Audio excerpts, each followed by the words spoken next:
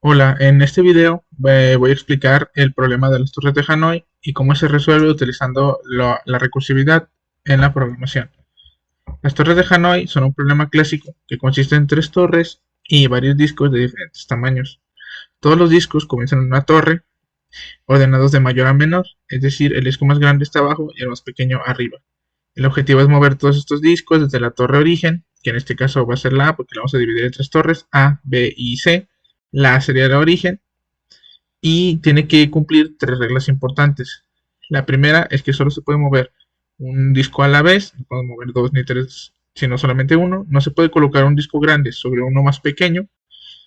Y la última que sería que solo se puede mover el disco que está en la parte superior de una torre, no se puede mover el de abajo primero, tiene que ser primero el de arriba.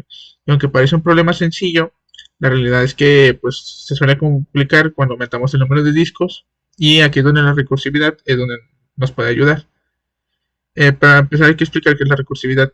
Y esta es una técnica de programación donde una función se llama a sí misma para resolver un problema más grande, dividiéndolo en problemas más pequeños. En este caso, que sería de las torres de Hanoi, en lugar de intentar resolver todo de una vez, lo vamos a dividir en varios pasos más simples.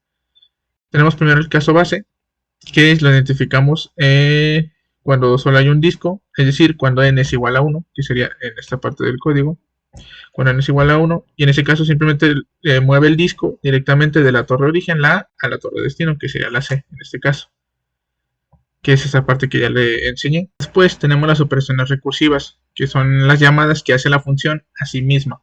Para resolver el problema con n discos, seguimos los tres pasos que voy a decir ahora mismo. El primero es mover n1 discos desde la torre origen a la torre auxiliar. Mover el disco más grande al destino y como tercera mover los N1 discos desde la torre auxiliar al destino, que sería en esta parte de aquí, que es la que se indica. Después, para una explicación más clara, lo importante es entender que cada llamada reduce el problema, ya que pasamos de N discos a N1 discos. Esto continúa hasta llegar al caso base y después el programa comienza a regresar resolviendo cada paso. Este proceso se conoce como pila de llamadas, que es donde las funciones se apilan y luego se resuelven en orden inverso. Y tenemos el ejemplo que hace este programa, que es el que hice, en el que con tres discos se va a explicar para más sencillez. En este caso se van a usar tres torres, A como origen, B como auxiliar y C como destino, que es lo que dije al inicio del programa. El orden de los parámetros de la función es importante, porque primero el número de discos, luego la torre origen, luego el auxiliar y finalmente llega el destino. Para tres discos el número mínimo de movimientos son 7, no se pueden hacer más ni menos. Bueno, se pueden hacer más, pero lo mínimo son 7. Eso se puede comprobar ya que la fórmula 2 elevado a la n-1 que nos da que 2 a la 3 menos 1 son 7 movimientos, que son lo que se utilizan para los tres discos.